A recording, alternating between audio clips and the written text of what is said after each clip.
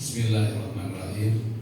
Assalamualaikum warahmatullahi wabarakatuh. Waalaikumsalam warahmatullahi wabarakatuh. Alhamdulillah wa syukur nikmatillah. Asyhadu an la ilaha illallah wa asyhadu anna Muhammadan abduhu wa rasuluh. Allahumma sholli ala sayyidina Muhammad wa ala alihi wa sahbihi wa man tabi'ahum ila yaumil din.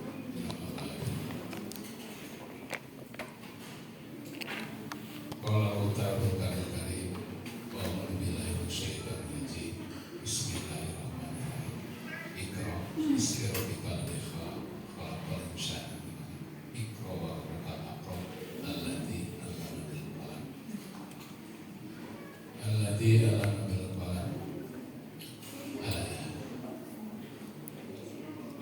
Ya, sama-sama kita hormati Ketua Staida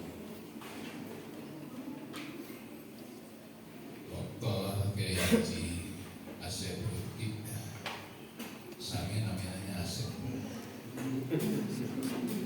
Kebetulan kalau ini dari dulu hebat, mulai dari kuliah, kemudian oke, bahasa bilang oke, kemudian daftar di Kemenang. Coba beliau itu melanjutkan terus pendidikannya di ruang lingkup akademisi sesuai dengan basicnya. Hari ini sebagai guru dan dosen. Ya, alhamdulillah pada hari ini bisa bersama-sama di tempat yang mulia ini. Alhamdulillah. Yang saya hormati juga para akademisi di jajaran Staida yang hadir maupun yang di luar. Saya hormati di sini ada Bu Pengawas ya, Sanis, Bu Pengawas Pak Kiai Cecep ya, hadir dalam Kementerian Agama di sini. Pengawas ya, Pengawas Surakarta Halu dan masih Pak Yuswa Nasara Bersimpulin hadir. Alhamdulillah saya lagi kayak ngumpul lagi hukum perjuangan dina naraga mengembangkan siar Islam. Semuanya saja yang tidak bisa kita satu dengan tidak mewarisi rasa hormat.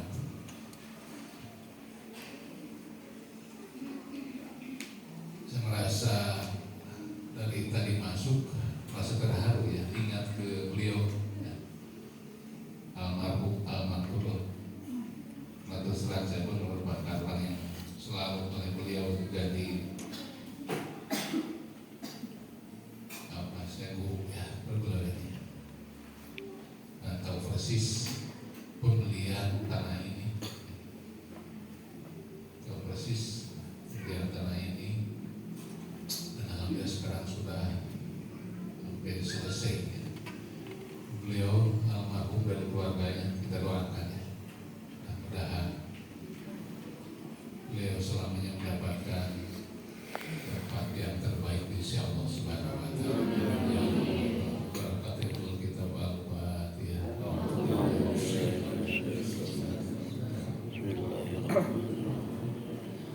Ya Rabbi ya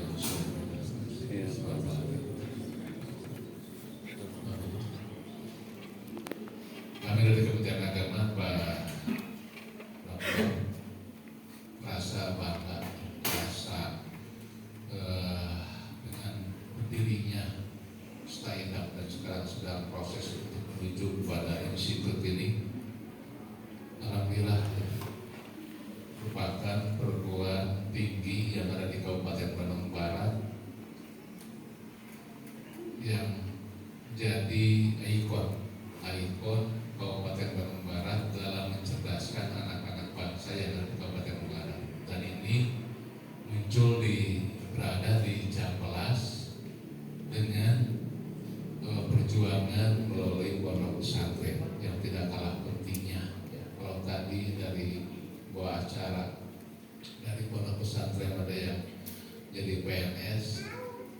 seharusnya kuring aja. Jangan naon-naon jadi beres.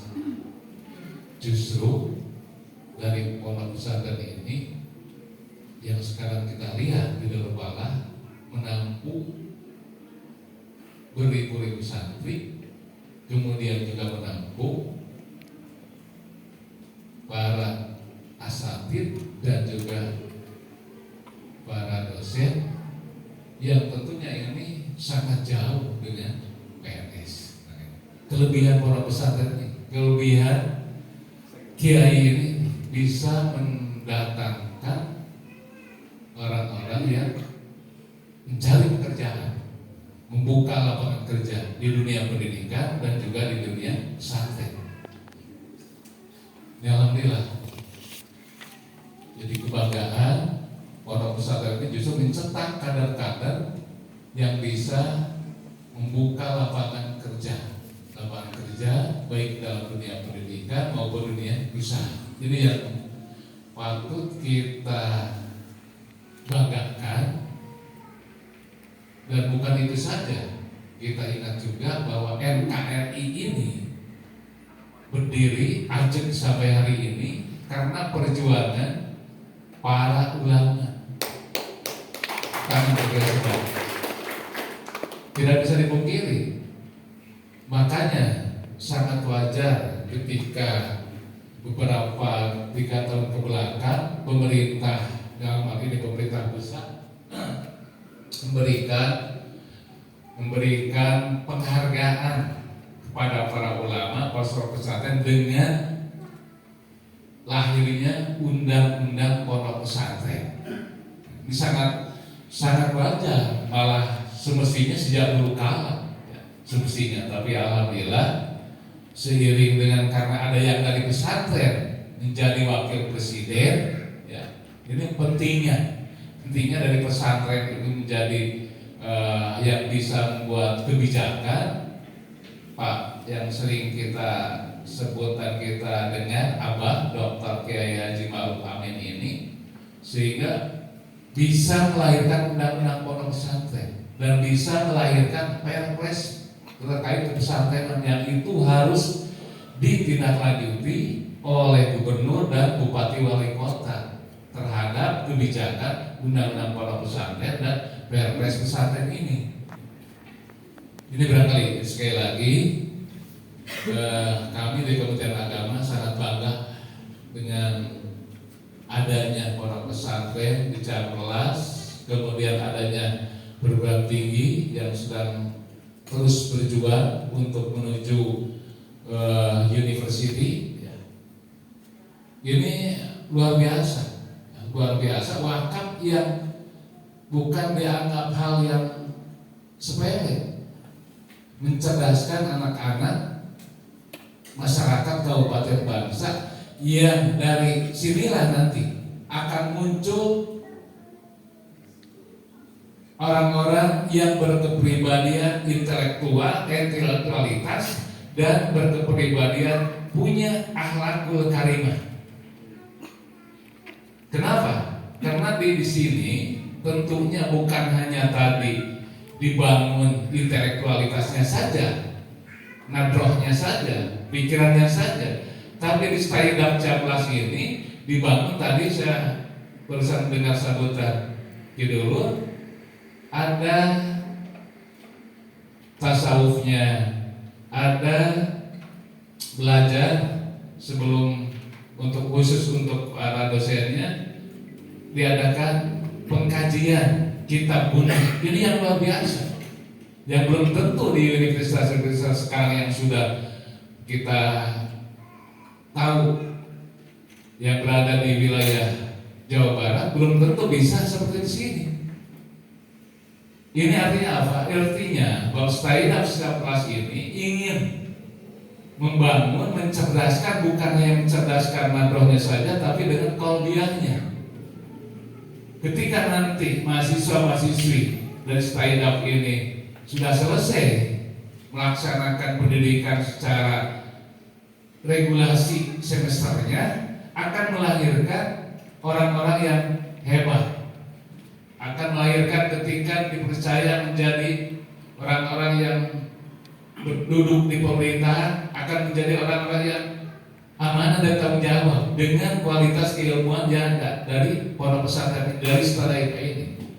Jadi apapun dari Stadium ini akan siap menghadapi tantangan-tantangan ke depan yang akan terus meningkat. Ini yang luar biasa di Stadium ini. Makanya saya berapresiasi ya, berkaitan dengan langkah-langkah melanjutkan perjuangan almarhum orang tua kita, guru kita, dan keluarga besarnya Darul Falah yang sudah luar biasa ini membangun, mewakafkan tenaga, pikiran, materinya yang bukan materi kecil ya.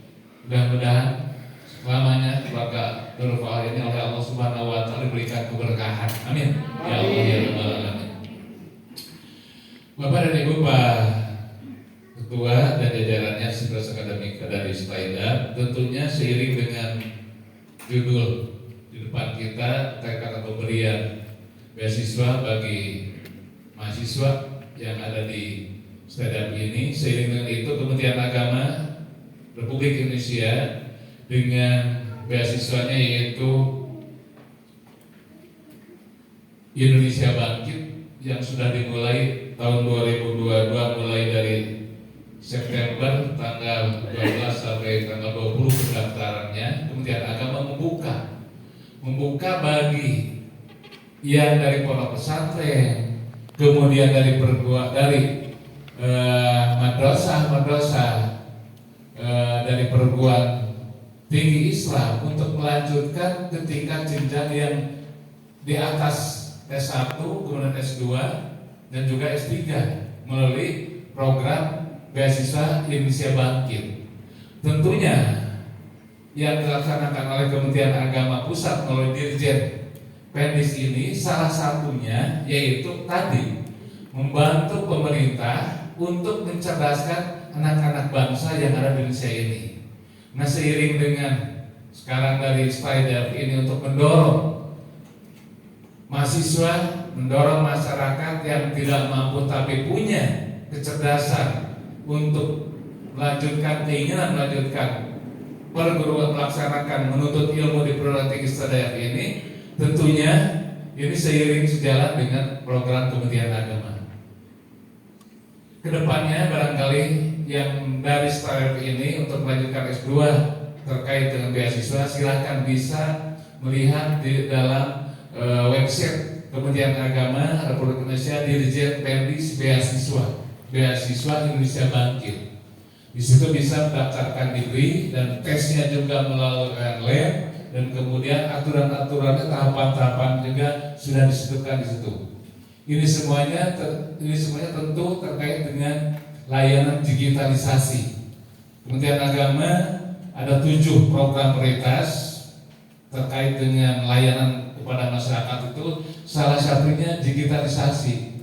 Tadi saya mendengar ngobrol dengan Pak Dr. Salah Sedap di sini, tiap ruangan akan dipasang sejenis untuk pembelajaran melalui alat tadi media TV. Ini tuntutan memang. Kita kalau tidak mengikuti perkembangan IT akan tertinggal. Nah, tentunya di sini diberlakukan seperti itu, ini sangat luar biasa. Dan silakan barangkali nanti Bapak dan Ibu anak-anaknya yang mau melanjutkan ke S2, S3 dengan program Indonesia Bangkit di Kementerian Agama, tinggal membuka website Kementerian Agama Republik Indonesia Dirjen Pendis terkait dengan beasiswa Indonesia Bangkit. Di situ akan muncul kapan pendaftaran, kapan prosesnya, kemudian kapan juga pelaksanaan tesnya, dan kapan juga sudah ditentukan di situ hasil pengumumannya sudah ditentukan melalui digitalisasi. Kita tidak bisa menghindar, para santri dan juga para asatid tidak bisa menghindar keterkaitan dan perkembangan IT. Ini merupakan suatu tuntutan. Tentunya yang di usia kami dengan Pak Dokter ini tentu usia-usia yang sudah agak belajar IT ini agak lambat ya. apanya mutarnya itu ya, Loading. loadingnya lambat. Beda dengan adik-adik yang hari ini memang dibuat printnya, print otaknya ini untuk dalam keterkaitan dengan masa digitalisasi. Nah, segala Kementerian Agama merupakan proyek salah satu dari 7 program yang diprioritaskan. Dan alhamdulillah sudah berjalan. Terkait pertama yang sudah berjalan di Kementerian Agama ini terkait dengan layanan haji yang tadi disampaikan oleh Pak Dokter. Haji yang begitu mahal, sebetulnya paling murah Pak Dokter ya. Paling murah Indonesia ini hanya 36 juta. Ongkos yang sebetulnya 90 juta. 38 juta itu hanya cukup untuk penerbangan. Gitu. Dari mana yang kekurangannya ke 90 dari 36 itu, yaitu dari penggolakan pendaftaran hari ini akan berangkat 20 tahun ke depan.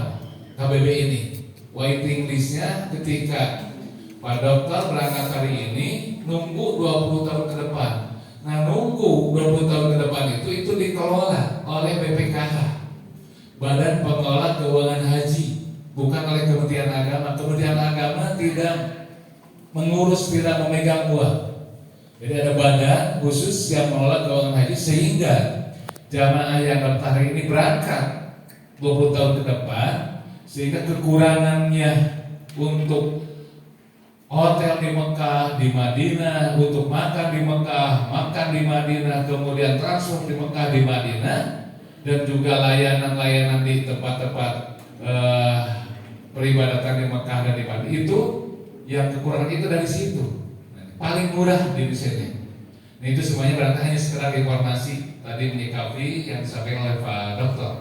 Itu mulai layanan digital di Kementerian, mulai datang Ibu dan Bapak kalau yang daftar haji itu ke bank yang ditunjuk oleh Kementerian Agama. Di situ ada bank yang di sampingnya. Setelah dari bank, kemudian cap jempol, menekan mijit, langsung muncul dari pusat sistem haji Sispoa, muncul nomor porsi dan tahun berapa akan muncul. Ini salah satu program digitalisasi yang sekarang sedang dilaksanakan berupa pekerjaan terkait dengan yang dilaksanakan oleh Kementerian Agama. Selain juga keterkaitan dengan Universitas Cyber University, yaitu universitas yang berkaitan dengan IT ya. Biar pondok pesantren ini tidak gaptek, biar yang dinamakan mubalik ini ataupun ilmuwan jebolan pendidikan Islam ini jangan dianggap tidak paham. Sehingga Pak Menteri Agama sudah mendirikan Universitas Cyber, yaitu di Cirebon, dan sudah mulai pembelajaran tahun belakang. Pendaftaran mulai pembelajaran mahasiswanya sudah mulai di Universitas Cirebon. Ini salah satu dalam arti yang harus kami sampaikan perkembangan dari program Kementerian Agama yang mendorong pondok pesantren, mendorong perguruan-perguruan tinggi Islam jangan sampai kalah dengan perguruan-perguruan tinggi kualitasnya, perguruan tinggi yang notabene dalam artian tanpa ada dibarengi dengan sistem pendidikan Islam. Ini barangkali yang sebagai bahan informasi terkait dengan prioritas program kerja Kementerian Agama, termasuk juga moderasi beragamanya. Kenapa moderasi beragama? Ini merupakan program prioritas di Kementerian Agama yang harus disampaikan ke masyarakat, yang harus disampaikan ke seluruh pemerintah daerah. Kenapa? Karena NKRI ini bisa aja sekarang ke 78 ya. Merdekanya itu kalau tidak salah. Ke-78 ini tentunya tidak mudah bisa aja tetap utuh. Padahal Republik Indonesia ini terdiri dari berbagai pulau, terdiri dari berbagai layanan keagamaan, ada agama Islam, Kristen, Protestan, Hindu, Buddha, kemudian terdiri dari berbagai suku, ras, kemudian terdiri juga dari berbagai paham, kemudian terdiri juga dari berbagai bahasa. Nah ini semuanya tidak mudah untuk tetap ajak di negara Republik yang kita cintai ini. Tentunya terkait agama ini sangat signifikan yang harus dipelihara, diberikan pemahaman kepada masyarakat keterkaitan dengan sifat iktidalnya, sifat tawazunnya, dalam artian kaitan dengan moderatnya. Jangan ke kiri-kirian, jangan ke kanan-kananan. Kenapa? Kalau merasa yang paling benar, nantinya akan timbul dampaknya disharmoni antara negara dengan pemuka tokoh-tokoh agama. Sehingga dengan moderasi beragama, ulama, umarok harus seiring sejalan dalam rangka mempertahankan NKRI yang kita cintai ini. Kita bisa sekarang berdiri tegaknya di sini, bangunan ini, kemudian ada mahasiswa, ada dosen, ada pondok pesantren. Alhamdulillah Bapak Ibu, kita bersyukur kalau menengok ke Eropa, ke Asia Timur, di sana terjadi perang antar saudara, perang antar agama, perang antar etnis. Semuanya itu kenapa? Karena tidak ada satu kesatuan. Di kita, negara kita Indonesia tadi berbagai bahasa, agama, berbagai rumpun bahasa, tapi satu bahasa Indonesia untuk menyatukan.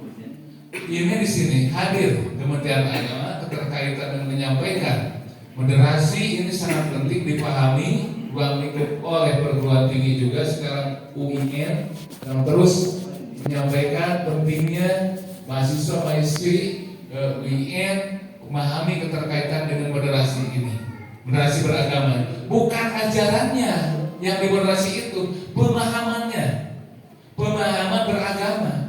Jadi bukan ajaran merubah, bukan sholat yang 5 waktu dirubah, bukan. Ini keterkaitan pemahaman beragama. Pemahaman beragama harus mempunyai sifat toleran, saling menghargai pendapat sesama orang lain, saling menghargai keyakinan yang lain. Karena itu sudah menjadi sunnatullah. Kita ingat kemarin, ketika kita kemarin ada halaqah di sini, kita mendengar ada pemboman melalui bunuh diri sendiri. Itu kenapa bisa terjadi? Ya karena ada satu pemahaman bahwa dengan cara itu akan masuk surga. Padahal mencelakakan diri sendiri, mencelakakan orang lain yang tidak punya kesalahan apa-apa. Apakah itu betul menurut pandangan agama dan pandangan kitab undang-undang hukum pidana? Semuanya itu kan tidak benar. Ini barangkali. Jadi ketika pencucian pemikiran tidak berdasarkan pada pemahaman madhab-madhab yang ada, ini sehingga akan menimbulkan punya kepribadian yang bisa mencelakakan sendiri, bisa juga mencelakakan kepada masyarakat luas. Disinilah barangkali pentingnya mempunyai sifat iktidal, tawasud, dalam artian dalam kata moderat. Untuk kita sebagai penggerak, kita sebagai orang-orang yang berada dalam ruang lingkup akademisi mengedepankan analog, mengedepankan nadrol, mengedepankan logika, dan tidak meninggalkan juga kita mengedepankan qalbu, yaitu hati nurani. Ini barangkali sekali lagi saya menyambut baik dan ucapan terima kasih kepada seluruh jajaran Pak Ketua dan jajarannya akademisi STAIDAP ini yang bisa mensupport untuk mahasiswa-mahasiswinya, masyarakat dari pondok pesantren terkait pembelajaran di STAIDAP ini untuk meningkatkan dan mendapatkan beasiswa dari STAIDAP ini. Mudah-mudahan STAIDAP jadi garda terdepan dalam mengubah pola pikir masyarakat Kabupaten Bandung Barat. Karena hanya dengan pendidikan saja, Bapak dan Ibu, adik-adik, hanya dengan pendidikan saja bisa meningkatkan ekonomi, bisa meningkatkan paham terhadap kesehatan. Tanpa punya ilmu, tanpa punya pendidikan, apapun program-program yang diinginkan terkait meningkatnya ekonomi, meningkatnya kesehatan, semuanya itu akan tidak bisa berhasil. faktor utama menurut saya yaitu tingkatkan pendidikan sesuai dengan amanat Undang-Undang 20% pemerintah itu harus memperhatikan pendidikan. Itu sejalan dengan pemikiran, dengan ayat Quran yang Allah memberikan pemberitaan kepada kita ketika Kanjeng Nabi besar Muhammad SAW oleh Allah Subhanahu wa Ta'ala diberikan wahyu, itu melalui Al-Quran. Yang pertama, Iqra, baca. Dalam artian harus dibaca sekeliling dunia ini. Iqra dengan menyebut nama Allah, dan apa yang belum diketahui terus dengan cara belajar, membaca dan terus membaca akan terbuka. Semua dalam artian yang awalnya tidak tahu, tentunya adanya di pondok pesantren. Mudah-mudahan sekali lagi kita sebagai pengelola pondok pesantren dan pengelola pendidikan selama yang diberikan kekuatan oleh Allah Subhanahu wa Ta'ala untuk betul-betul meningkatkan kualitas anak-anak yang dititipkan ke Darupala oleh masyarakat, supaya dididik anaknya bukan cerdas saja logikanya, tapi cerdas juga dalam pemahaman ubudiyahnya, yang tentunya ketika kita berdoa, orang tuanya berdoa, Rabbana atina fid dunya hasanah wa fil akhirati hasanah, insyaallah keluaran pondok pesantren Staidak dan juga pondok pesantren Darupala itu akan terasa bahagia di dunia, bahagia nanti di akhirat. Sebagaimana yang dicontohkan oleh guru kita, beliau selalu mendidik pesantren, kemudian sekarang mendirikan pendidikan. Ini barangkali sebagai wujud nyata dari pengabdian beliau mengaplikasikan ajaran Allah, Al-Quran yang tadi saya sampaikan dalam pembukaan Iqra bismi rabbikal ladzi khalaq. Ini barangkali yang saya sampaikan. Sekali lagi terima kasih Pak Ketua, Pak Doktor, dan jajaran Fakultas Akademik dari Staidak ini, dengan mengucapkan Bismillahirrahmanirrahim. Saya nyatakan program di Staidak untuk mahasiswa Mesip yang ada di Serdang yang nyatakan dibuka secara resmi.